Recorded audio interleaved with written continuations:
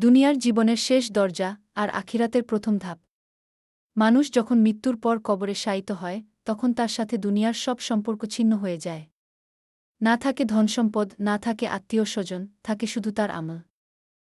যারা আল্লাহকে ভুলে দুনিয়ার মোহে ডুবে থাকে, নামাজ অবহেলা করে, জুলুম করে, মিথ্যা বলে ও হারাম কাজে লিপ্ত থাকে, তাদের জন্য কবর হয় ভয়ঙ্কর আয়াবের স্থান।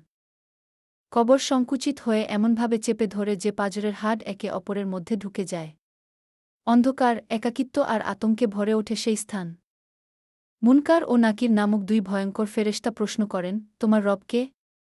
তোমার দিন কি? তোমার নবী কে? যারা ঈমানহীন তারা উত্তর দিতে পারে না। তখন শুরু হয় শাস্তি, আগুনের দরজা খুলে দেওয়া হয়, জাহান্নামের তাপ ও ধোঁয়া কবর পর্যন্ত পৌঁছে যায়। কিন্তু যারা ঈমানদার, নামাজি ও সৎকর্মশীল, তাদের কবর হয় জান্নাতের বাগানসম।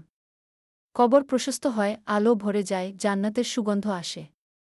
তারা শান্তিতে ঘুমিয়ে থাকে কিয়ামতের অপেক্ষায়।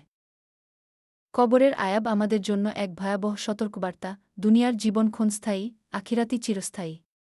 এখনই সময় তওবা করার, নামাজ কায়েম করার, সত্যের পথে ফিরে আসার।